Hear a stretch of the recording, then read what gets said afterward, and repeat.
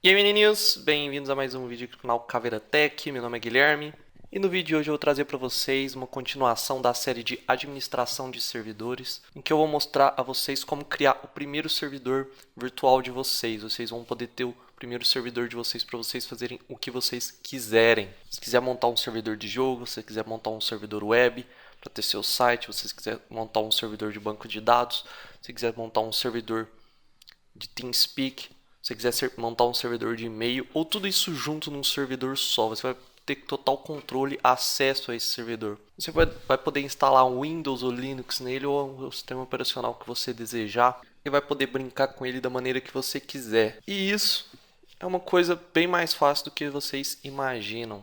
E melhor ainda, de graça. E para isso eu vou utilizar o serviço da Amazon, chamado AWS ou Amazon Web Services. Eu já fiz um vídeo introdutório sobre esse tipo de serviço, vou deixar o link aí na descrição. Eu recomendo altamente que você veja esse vídeo antes de ver esse, porque lá eu faço uma introdução do AWS, mostro o que é, mostro o que ele oferece gratuitamente, que você pode conseguir aí dele sem pagar nada, pelo menos durante o primeiro ano que você se cadastra.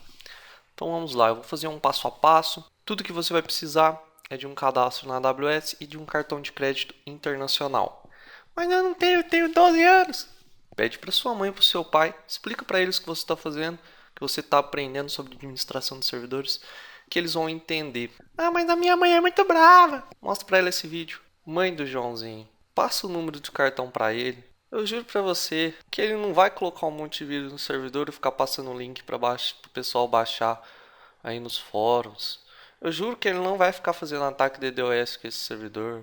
Eu juro que ele não vai ser preso. Então passa o número do cartão para ele fazer esse servidorzinho dele. Ele vai ser um menino muito inteligente quando crescer.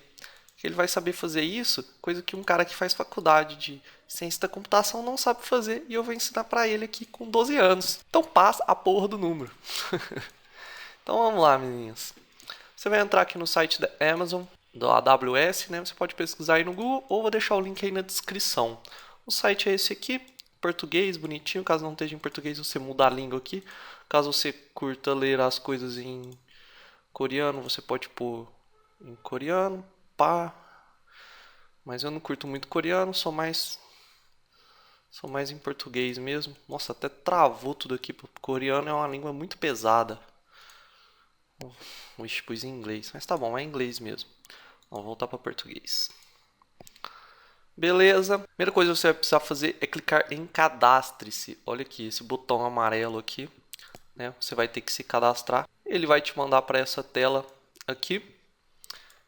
Aqui você vai colocar seu endereço de e-mail. Coloque seu endereço de e-mail real e um que você realmente use. Teve um amigo meu que criou uma conta nisso aqui, criou um servidor e agora ele nem sabe o endereço de e-mail que ele se cadastrou aqui, então ele não consegue mais deletar esse servidor, né? Porque o bicho é uma anta. Coloca aqui I'm a new user, ou seja, eu sou um novo usuário. Caso você já tenha feito compra na Amazon, no site americano da Amazon, e agora tem até o site brasileiro, você pode usar o mesmo endereço de e-mail e você pode colocar o seu password aqui embaixo que vai estar certo. Caso você não tenha, você coloca aqui que você é um novo usuário e cria a sua conta. Vai ter todo aquele processo de cadastro, coloque seus dados reais. A não ser que você seja um cara do mal aí, esteja querendo fazer alguma coisa maligna com seus servidores, o que eu não recomendo. Beleza, você criou sua conta. Após isso, você vai vir aqui minha conta console e vai vir aqui AWS Management Console. Ou seja, você vai ter acesso ao console da AWS. Eu já mostrei esse console aqui no vídeo passado. Falei sobre os serviços que estão aqui. E hoje a gente vai focar no serviço EC2, que é o Virtual Service in the Cloud. Ou seja, é uma VPS em nuvem, né? Um servidor virtual em nuvem. Como se ele tivesse um servidor dedicado, só que ele está sendo virtualizado em uma máquina com um hardware excedente e que vai conseguir prover o que você necessita, né? E você vai conseguir escalar isso de acordo com o uso. Ou seja, caso você crie um site, ele estoure aí, você vai conseguir mudar facilmente o hardware da sua máquina, você vai conseguir melhorar a disponibilidade dela para os seus usuários. Isso que é a vantagem de ter um servidor em nuvem, né? Eu falei sobre o nível gratuito, né, da AWS. Ele oferece todos os serviços dele em um nível gratuito durante um ano após o seu cadastro. Mas é lógico que ele pede o seu cartão de crédito para verificar se você é uma pessoa real, que você não está querendo usar esse servidor para serviços escusos e para efetuar cobranças caso você ultrapasse o limite gratuito, né? No caso do EC2, o limite gratuito são 750 horas mensais na microinstância. Microinstância é o tipo de hardware que você vai escolher, que é a menor possível. É um servidor bem vagabundinho, mas que aguenta muita coisa. Você vai poder criar aí seu fórum, servidor de game, a não ser que ele seja uma coisa muito pesada, seu servidor de TS, ou o que for, seu blog, etc, etc, etc. E ele também deixa você criar tanto no Linux, né, quanto no Windows, né, qualquer um dos tipos de servidores. Eu não recomendo muito o Windows, porque o Windows é muito pesado para esse tipo de instância. Recomendo você criar no Linux e é isso que eu vou fazer nesse passo a passo. Mas caso você queira criar no Windows, é uma coisa até inclusive mais simples de você começar a aprender e tal, mas eu vou começar pelo Linux. Mais à frente eu vou mostrar assim servidores Windows, como configurá-los corretamente, etc e etc. Bom, essas 750 horas correspondem ao mês todo, ou seja, que essas instâncias você pode pausar elas, deletar, criar outra, copiar, duplicar, fazer o que você quiser. Então, que ele te dá, você vai poder rodar 750 horas por mês dessa microinstância. Ou seja, o tempo todo você pode deixar ela 24 horas por dia ligada e pronto. Você não vai precisar pausar ela nem nada. Além disso, ele vai te dar 30 GB de armazenamento. O EBS é o sistema de armazenamento, né, que você vai utilizar no servidor. 2 milhões de input-output, ou ES, né, que é entrada e saída.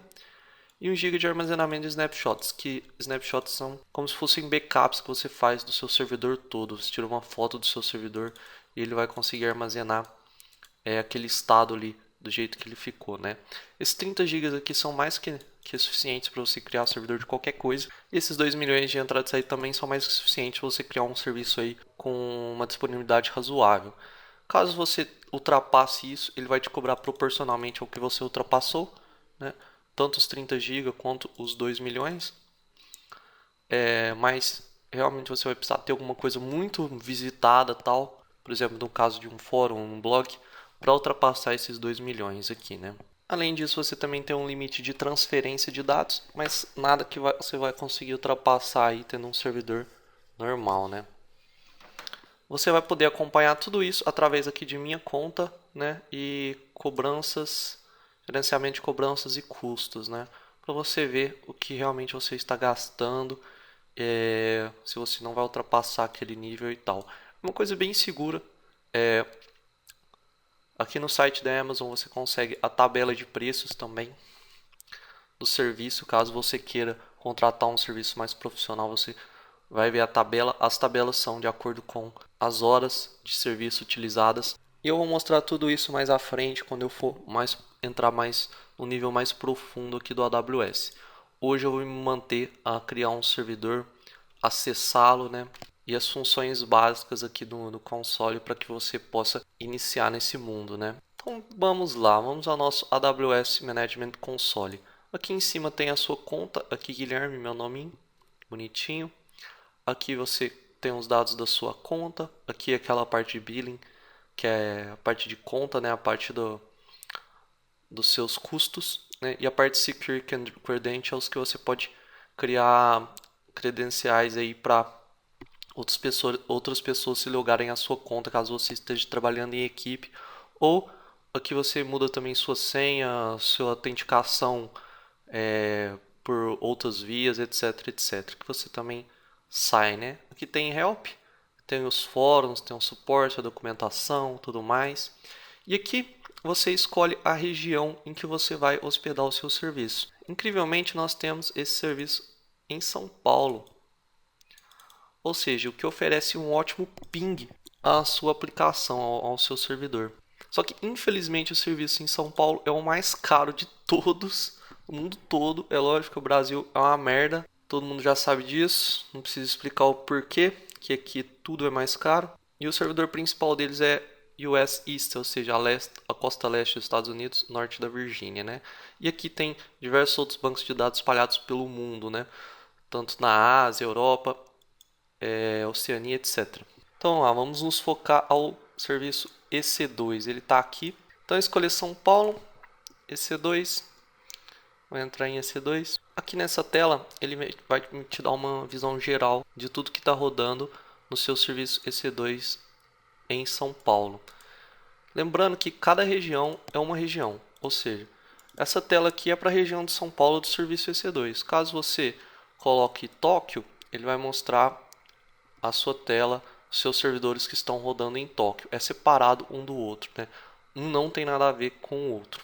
Lógico que você pode trocar de uma região para outra, mas isso é assunto para outros vídeos. Então vamos nos conter aqui ao servidor em São Paulo. E aqui ele está me dizendo que eu não tenho nenhuma instância rodando, nem o volume. Os volumes são os HDs, entre aspas, do que estou armazenando. Um par de chaves. Essas chaves são utilizadas para você acessar remotamente o seu servidor. 0 grupos. Esses grupos são grupos que você cria entre os seus servidores para que você possa ter uma maior disponibilidade ali entre eles, né? Não é uma coisa mais avançada, eu não vou falar por enquanto. 0 Elastic IPs, esse Elastic IPs eu vou falar agora mesmo. 0 Snapshots, não criei nenhum backup, né? 0 Load Balancers, esses Load Balancers são grupos de servidores que você cria e eles rodam juntamente para sempre garantir que todos os servidores estejam com a mesma disponibilidade e com o mesmo processamento, né? Ou seja, caso um servidor fique sobrecarregado, ele automaticamente ativa outro servidor que garante aquele serviço. É uma coisa mais avançada que eu vou falar mais à frente também em outros vídeos. E aqui Security Groups, tenho 2, mas vou falar também nesse vídeo, que são onde você cria as regras de segurança, que portas você deixa aberta, que serviços você deixa aberto para serem acessados externamente, né? Eu vou falar sobre cada um desses recursos aqui do EC2 profundamente nos meus vídeos, inclusive nesse vídeo eu vou falar sobre eles também, a maioria deles, né? Então vamos lá. A parte principal é aqui instâncias, ou seja, instâncias. E aqui eu não tenho nenhuma instância rodando.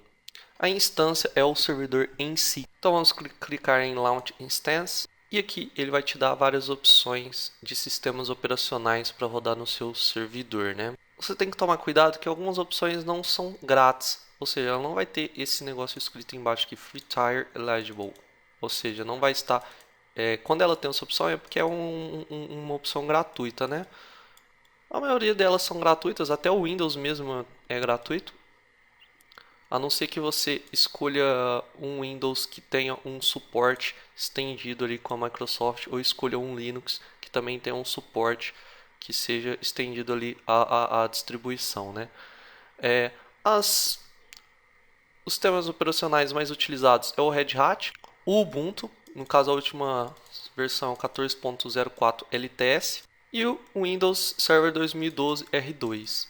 Também tem o CentOS, acho que não está aparecendo aqui, mas basta você, aqui é o Quick Start, mas basta você procurar aqui, ou seja, no Quick Start ele te dá as opções mais utilizadas, mas você vem aqui em AWS Marketplace, você tem acesso a dezenas, ou até quase 1000 produtos diferentes, né, para você escolher e dar um deploy. Aqui você pode escolher inclusive distribuições feitas, prontas já, especializadas para determinado tipo de coisa, né? Por exemplo, aqui e-commerce, você já vai escolher uma distribuição com algum sistema de e-commerce já pré-instalado, né? Eu não recomendo isso porque geralmente vai ser pago e recomendo você mesmo começar do zero e instalar a sua coisa. Aqui você procura, por exemplo, quero instalar um CentOS. Procuro por CentOS, você vai escolher aqui se você vai querer ele 64 bits ou 32 bits. Aqui tem um CentOS 6, 6.4, 6.5, 6.3. Você escolhe aí, né? Eu recomendo, o que eu vou utilizar sempre nos meus tutoriais vai ser o Ubuntu, né? Ou 14.04 ou o 12. Eu acho que o 12 nem tem mais aqui para você poder instalar. E sempre a HVM.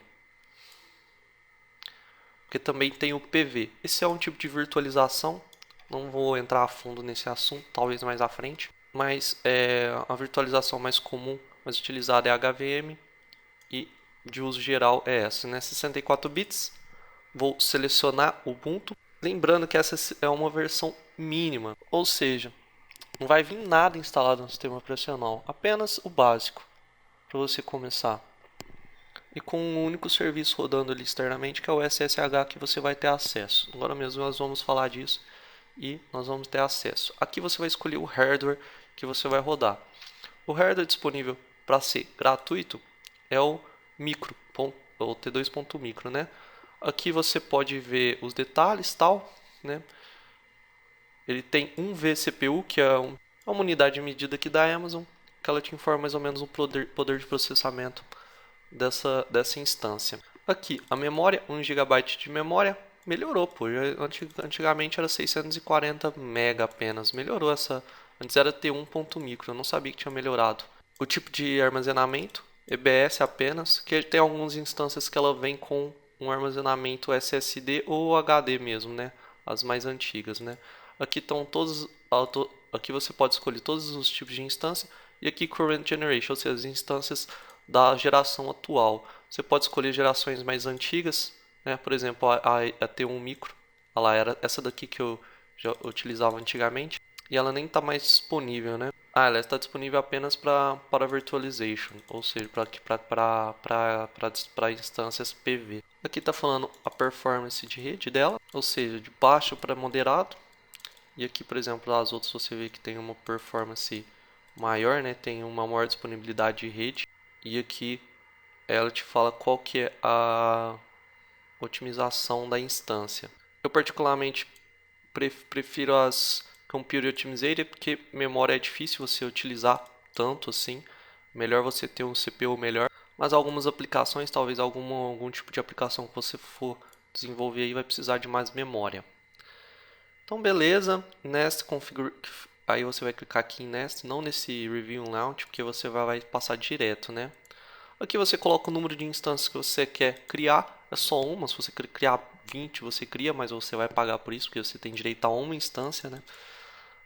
Aliás, você tem direito a 750 horas, mas se você rodar duas, você vai rodar 1500 horas. Essa parte aqui, Request Spot Instance, eu vou falar mais à frente, é uma coisa mais avançada. Vou falar sobre Spot Instance, por enquanto nós não vamos deixar isso ativado. Aqui você vai escolher a subnet, ou seja, qual a rede ali dentro da Amazon que você vai utilizar essa instância. Você pode escolher a 1A, por exemplo, que é o SA East, isso aqui é um código, né? SA East é a sua região, ou seja, South America East, ou seja, leste da Sul América, que é no caso São Paulo. Cada região dessa vai ter um código, aqui cada região dessa daqui vai ter um código. Aqui em São Paulo é SA East e aqui 1A ou 1B. Você escolhe qualquer uma das duas, mas sempre tenha em mente, escolha uma e tudo que você for criar, escolha sempre dentro dessa região, porque você vai conseguir, dentro dessa subnet, passar a informação de uma instância para outra, caso você crie mais de uma. Você vai conseguir criar seus load balancers, você vai conseguir criar seus backups, etc, etc, e passar de uma instância para outra, criar outra instância, tirar um HD de uma instância e passar para outra, etc. Aqui você coloca esse public IP. Antigamente não tinha essa opção, agora tem. Ela já vai te dar um IP. Antigamente ele dava um DNS apenas para instância, agora vai ter um IP fixo aqui sua instância. Você não vai precisar criar um Elastic IP. Mas eu vou falar disso mais à frente. Apenas deixa ativado, né? Aqui você não precisa colocar nada. Aqui você deixa stop mesmo. Aqui é quando você desligar a sua instância, o que vai acontecer? Ela vai parar ou não. Se você colocar terminate, ela vai ser excluída caso você dê um shutdown na sua instância. Você desligue ela. Aqui ela só vai parar, vai ficar parada lá e você vai poder iniciar ela novamente. Aqui Enable Termination Protection. Você pode deixar ativado ou não, eu deixo desativado, que eu não vou. Isso aqui é simplesmente uma proteção para você não excluir ela sem querer, né? Aqui em Monitoring você vai escolher se você vai querer ativar o CloudWatch detalhado. Caso você deixe desativado, O monitoramento da sua instância vai ser feito, vai ser atualizado de 5 em 5 minutos. Caso você deixe ativado, você vai poder ter você vai ter mais detalhes da sua instância e ele vai ser atualizado de 1 em 1 minuto. Eu recomendo você ativar. Lembrando, se eu não me engano, você tem 3. Você pode ter de 3 a 5 instâncias de graça durante um ano com esse CloudWatch ativado sem pagar nada demais, né? Mais do que isso de instância, mas como você vai só ter uma mesmo de graça, então eu recomendo você ativar. Isso aqui eu vou falar sobre esse CloudWatch mais à frente, é uma coisa muito legal de se mexer também. Aqui você vai falar sobre o tipo de hardware que vai ser utilizado, se sua instância vai estar rodando num hardware compartilhado, ou seja, com instância de outras pessoas, etc. Ou vai estar num hardware dedicado. É lógico que se você colocar um hardware dedicado, você vai pagar mais por isso, né? Então eu vou... Opa, cliquei aqui sem querer. Então eu vou deixar no shared mesmo. Isso não vai ter muito impacto. Isso aqui é uma medida mais protetiva, assim, caso seu serviço seja de extrema importância, né? Caso você seja aí, tipo, dono do Bradesco, você não vai querer os seus servidores rodando aí junto com outros servidores ao mesmo tempo. Sei lá, um servidor pode sobrecarregar o hardware todo da máquina do outro e deixar o Bradesco fora do ar, né? Então você vai querer ele numa máquina dedicada. Aqui você deixa em New Network Interface mesmo, que vai ser a sua placa de rede do seu servidor. Uma coisa, aqui tem os detalhes avançados. Vamos dar uma olhada. Aqui você pode escolher inclusive o kernel do seu Ubuntu, né? Se você quiser um kernel que seja compilado de acordo com as suas necessidades, mas isso é uma coisa mais avançada, não precisa colocar. Aqui você pode escolher inclusive qual a RAM também que vai rodar no seu servidor. Também deixa default. Aqui você pode colocar um metadado, ou seja, você identificar alguma coisa aqui, etc, etc. Também deixa em branco e pronto. Vamos lá, next, add storage. Aqui nós vamos falar sobre o armazenamento da sua instância, ou seja, qual o espaço que o disco dela vai ter. Você tem 30 GB de armazenamento de graça, né, para você ter durante um ano aí. E ele que por default vem com um volume de 8 GB. Lembrando que aqui você é o root, né, onde vai estar o sistema. O device, que é o HD em si, vai estar aqui montado aqui em dev.sda1, né? E aliás, vai estar montado no root, né, que é a barra, mas o device vai ser o dev sda1. E aqui você escolhe o tipo. Você deixa em general purpose mesmo, SSD, que se você colocar esse outro aqui, você vai ter que falar quantos input e output por segundo você vai prover, né? Eu deixo em general mesmo. Aqui em espaço, eu recomendo você colocar aí 15 ou 30, porque você não sabe o que você pode querer armazenar futuramente. Então não utilizar os 30 GB de uma vez. Às vezes deixar aí 10, 15 GB já é mais do que necessário para você armazenar o sistema e sua aplicação, né? Aqui você pode colocar the new volume, ou seja, aqui você coloca lá SDB, coloca to device, apenas o nome, você coloca o espaço, né? Mas depois você vai ter que montar ela dentro do seu sistema. Ou seja, se você quiser, como tiver um segundo HD ali para algum tipo de backup, etc., você cria um novo volume, né? Eu não vou deixar um volume só, vou deixar aí 15 GB. General Purpose, beleza. Aqui, Delete on Termination. Isso aqui é importante, que é o seguinte: quando você terminar a sua instância, você vai deletar ela. Fala, eu não quero mais essa instância, não quero mais esse servidor, acabou meu tempo grátis. Deletar. Quando você deletar ela, ele vai deletar esse volume automaticamente. Eu aconselho você a deixar isso desativado, porque às vezes você quer deletar aquela instância, mas você quer deixar o volume lá disponível ainda para você usar em outra instância ou fazer um backup, etc. Mas você tem que lembrar de excluir o volume caso você não queira pagar por ele, né? Porque quando acabar seu um ano grátis, você vai ter esses 15 GB de armazenamento e eles vão cobrar pelo armazenamento também. E aqui está falando que não é encriptado, o único jeito de ser encriptado, né, é você criar a partir de um snapshot encriptado. Eu vou falar sobre snapshots, criar volumes a partir de snapshots mais para frente. Então, nest. Aqui você vai dar o nome da sua instância ou criar outras tags que você queira. Isso aqui é apenas um metadado, ou seja, para você identificar ela. Então vamos lá, teste caveira tech. O nome do meu servidor. Se eu criar outra coisa aqui, por exemplo, que name, né? O teste caveira tech. Se eu quiser criar aqui, sei lá, espaço. Vou falando aqui o que ela tem de mais, né? 15 GB. Eu não vou criar nada demais, não é necessário. Aí next, configure Security Group. Security Group é o seguinte, são as regras que o seu servidor vai ter de entrada e saída de dados, ou seja, o que vai ser permitido ou não ali, né? Se você vai ter um servidor web, se você vai ter um servidor de TeamSpeak, se você vai ter um servidor de jogo, você vai especificar as portas que estão abertas para o mundo, né? Isso é uma coisa que vai de serviço para serviço. Eu como que vou criar um servidor Linux normal e com apenas acesso ao SSH, não vou criar nada demais nele. Então vou deixar assim. Caso você aqui você vai colocar create a new security group, colocar o nome, colocar aqui servidor de teste, né? Aqui é uma descrição, não vou colocar nada demais, vou deixar isso aqui mesmo que ele fala qual a hora que foi criado, tal. Aqui o type, né? É o tipo de serviço que você vai deixar aberto, né? SSH, que vai ser o serviço lógico que vai ter que estar aberto para eu poder acessar de algum lugar. A porta é a 22. Caso você queira trocar essa porta, você pode fazer isso posteriormente. E de onde, né? Anywhere. Ou você pode colocar simplesmente o seu IP, clicando aqui em meu IP, ou um custom IP, em que você vai especificar um IP específico, né? Deixando anywhere, ele vai ficar 0.0.0.0/0. Isso vai deixar com que você consiga acessar esse servidor de qualquer lugar, qualquer conexão que você esteja tentando se conectar a ela, né? Caso você deixe apenas seu IP dessa conexão, da sua conexão, vai conseguir se conectar a esse tipo de serviço, né? Aqui você vem em add rule para adicionar uma outra porta, no caso, se eu quiser rodar um servidor web, então eu vou deixar a porta HTTP aberta, né, e acessível de todos os lugares, né.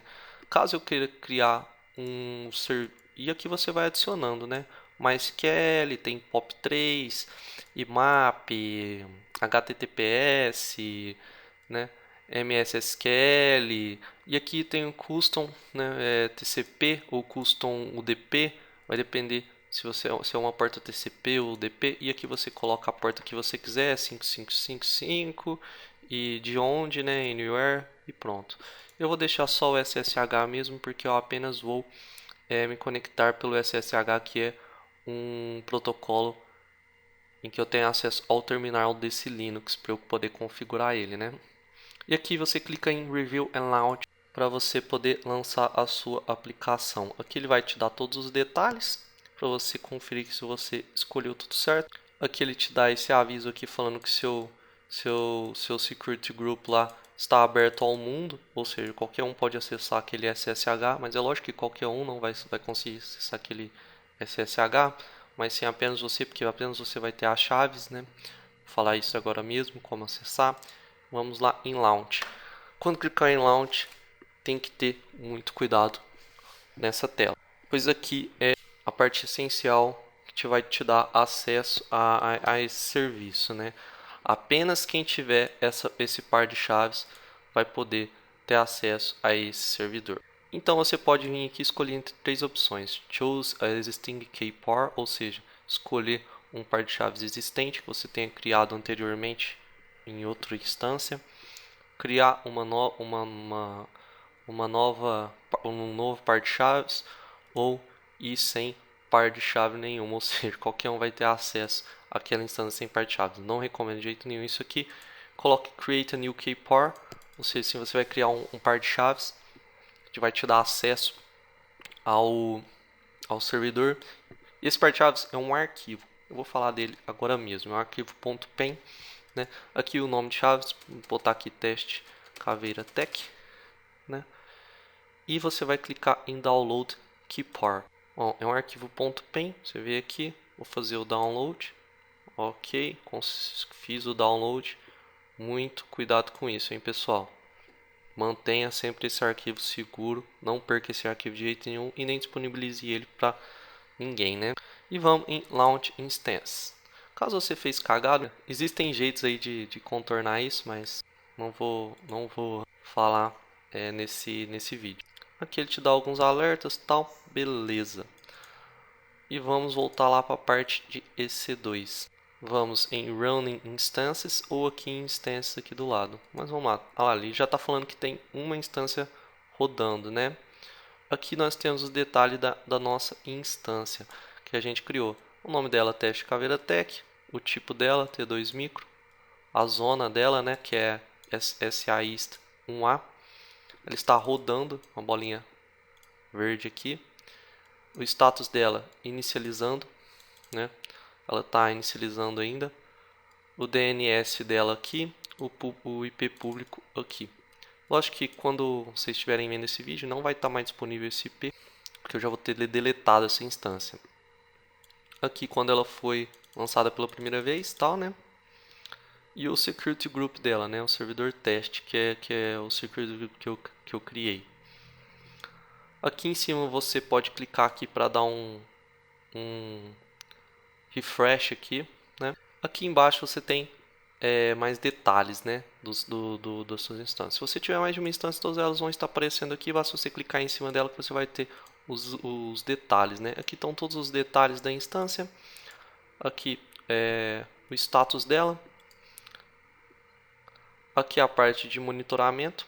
Aqui você tem a parte de utilização do CPU, parte de utilização do disco, utilização de rede, está saindo, entrando, etc, etc, né? Não vou me ater muito a isso, talvez em vídeos futuros. Aqui do outro lado, aqui no nosso menuzinho à esquerda, nós temos a parte de volumes, que é Elastic Block Store, que é o serviço EBS. E aqui nós temos o volume que a gente criou quando a gente criou a nossa instância, que tem 15 GB. Pode ver que ele está em uso, né? E qual a instância que ele está anexado. Aqui está falando que ele está anexado na nossa instância teste Caveira Tech no dev/sda1. Tá tudo ok? Beleza. Aqui você clicando com o botão direito, você tem opções, né? Você pode tirar esse HD do seu volume lá, você pode deletar, criar um snapshot, né? Fazer o que você quiser. Aqui para baixo na parte de Security Groups, ele vai te mostrar os Security Groups que você criou. Aqui temos servidor teste, aqui outros Security Groups que eu tinha criado anteriormente.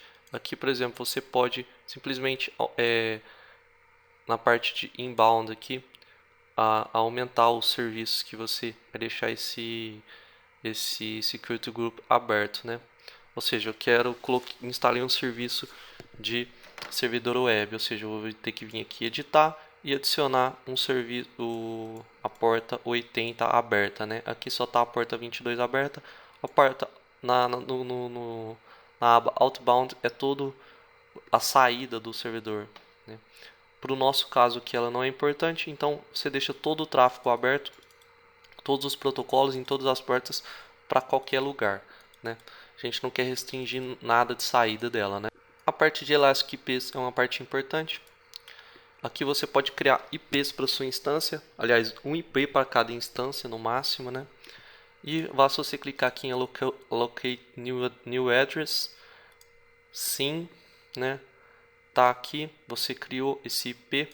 Isso é uma coisa útil porque é o seguinte, se você quiser deletar a sua instância, criar outra, mas sempre continuar com aquele mesmo IP, para não ter problemas com o nome de domínio, etc, etc, você cria esse Elastic IP. Esse IP você pode atribuir ele a qualquer instância, né? Eu criei esse IP, ele não está associado a nenhuma instância, ele está livre aqui. É de graça, você pode criar quantos IPs você quiser, 1 milhão de IPs, mas ele é de graça enquanto ele está associado a alguma instância. Então vamos associar ele à nossa instância. Só clicar aqui em instância, teste, né? Beleza. E associate. Associamos, agora a nossa instância tem esse IP aqui. Caso você queira desassociar, você clica aqui em Disassociate, mas aí você tem que associar ele novamente a alguma outra coisa. Caso você não queira mais, vou desassociar.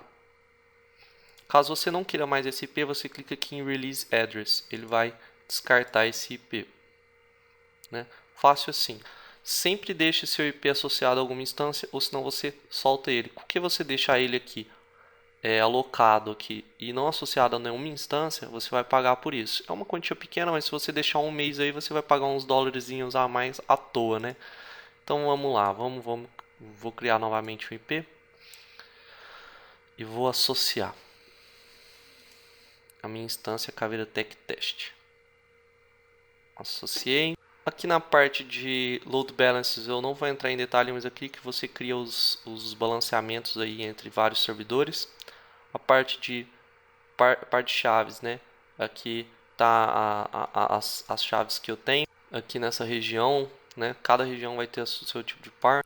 Essa parte aqui de auto-scaling é uma parte que você vai configurar uma auto-escalabilidade para o seu servidor, caso você precise que ele aumente ou diminui de acordo com o uso. Isso é uma coisa mais avançada também, não vou falar por enquanto. Então vamos voltar lá para a parte de instâncias, ver a nossa instância e vamos tentar acessá-la, né? Se você clicar com o botão direito aqui, você vai ter várias opções e aqui as mais importantes, que é Stop, Reboot ou Terminate. Stop, você vai parar, e quando estiver parado, a Amazon não vai te cobrar por essa instância. Lógico que ela não está cobrando de qualquer maneira, mas que você tá dentro aí da parte de teste, mas se você não tivesse, você colocar aqui Stop, ela ia estar parada, não ia estar contando como horas de uso. Terminate, você deleta a sua instância, né? E Reboot, você dá um reboot na sua máquina lá. Ele reinicia. Aqui você pode mudar o Security Group, tirar o Elastic IP, né? Aqui você pode, inclusive, se você parar, você tem que parar para acontecer para você mudar algumas coisas, né? Você tem que dar um stop antes. Aqui você pode mudar o tipo de instância. Você não quer uma micro mais, você quer aumentar por um servidor super potente, você muda o tipo de instância, ele muda na hora. Você quer criar uma imagem, criar um snapshot, etc. Tudo que você faz por aqui. Launch more like this, ou seja, que você cria uma nova instância a partir dessa. Tem a parte de monitoramento aqui também.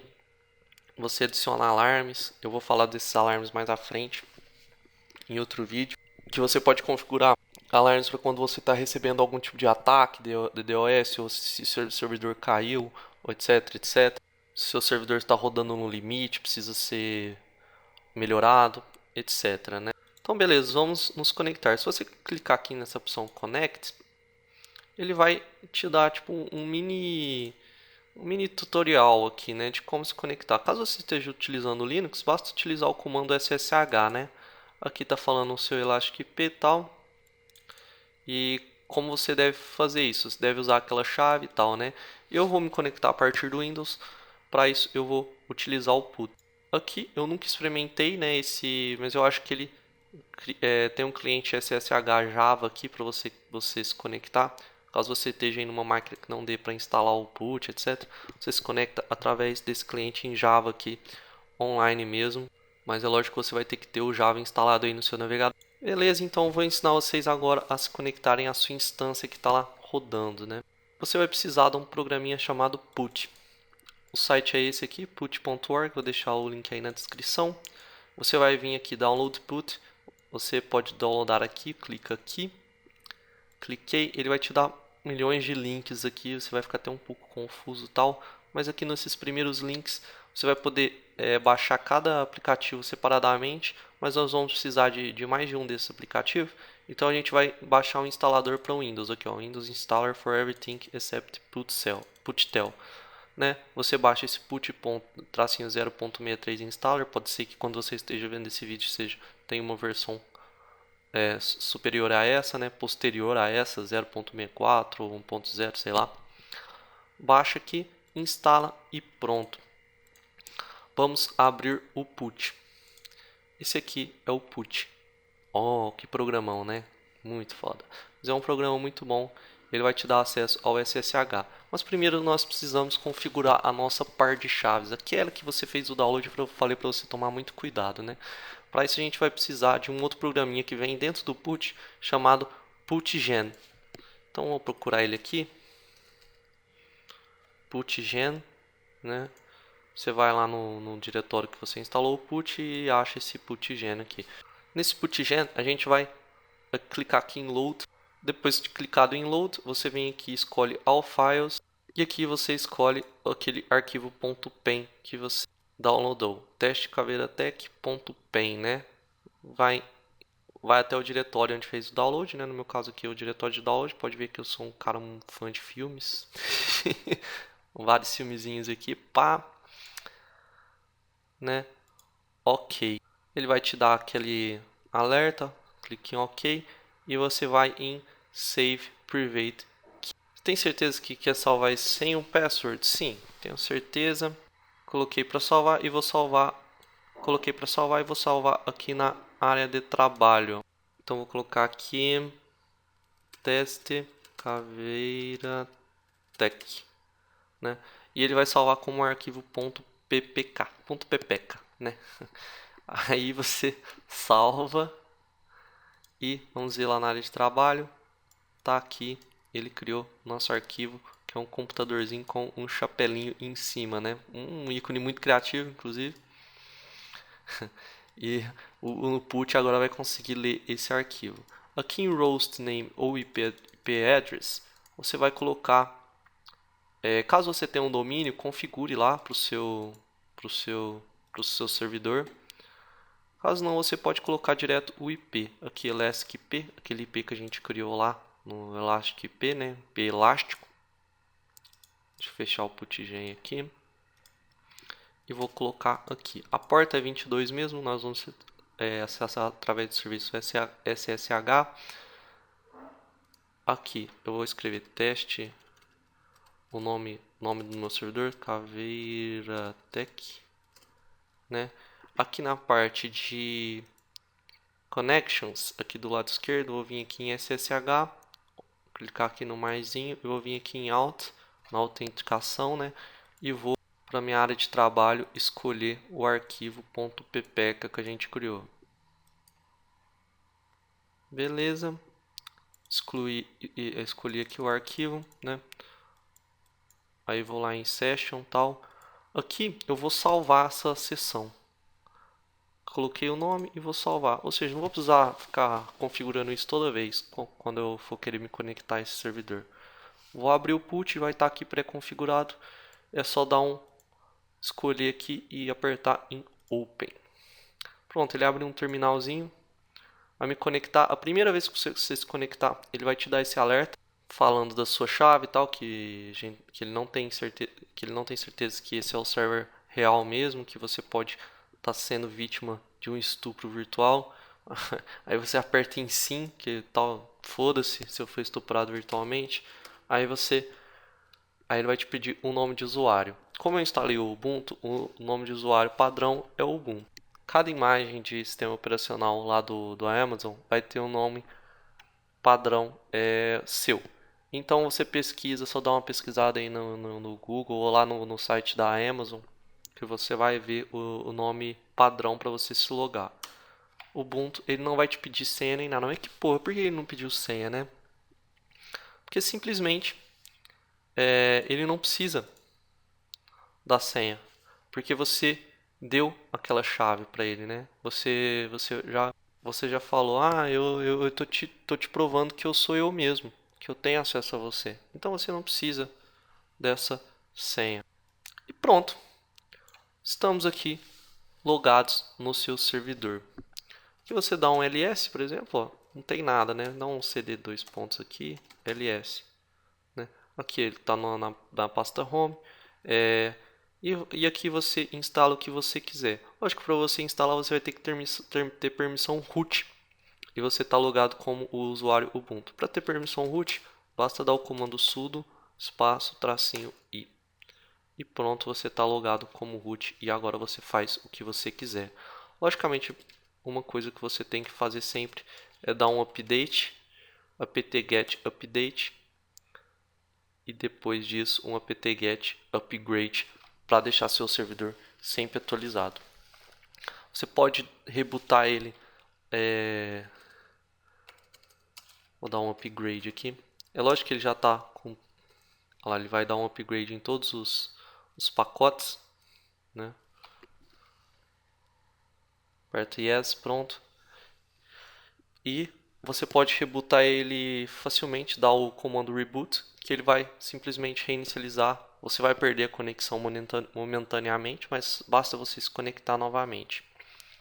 Mas e agora, o que eu faço? Bom, agora você faz o que você quiser. Usa o apt-get aí para baixar os pacotes, usa o wget para fazer download de algum lugar. Você precisa saber um pouco de Linux, lógico.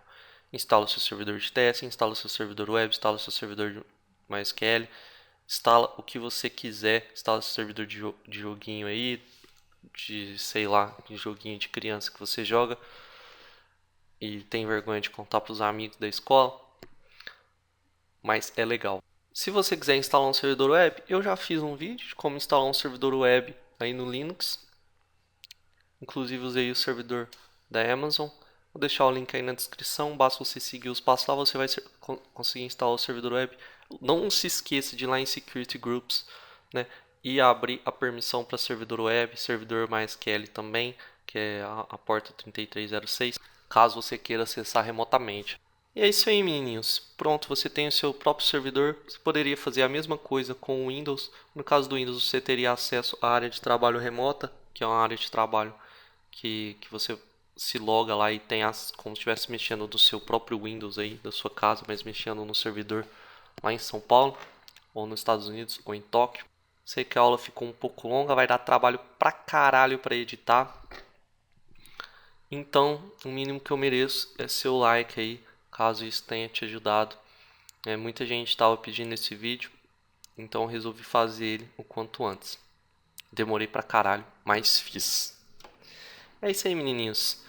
Se inscreva aqui no fórum, caso você queira discutir dúvidas e tal. Se inscreva aí no meu canal para ter continuidade, né, nessa série. Eu vou mostrar aí para vocês como fazer seu próprio fórum, fazer seu servidor de game e tal, tudo detalhadamente, como ter seu blog, as configurações passo a passo aqui, né, utilizando a AWS, e também mostrar o serviço AWS mais a fundo, outros serviços como o RDS, né, o SES, etc, etc, load balancers, várias outras coisas legais aí do AWS. Se inscreva aí no canal então, dê o joinha, dá um like lá no Facebook, facebook.com/caveiratech, e até o próximo vídeo.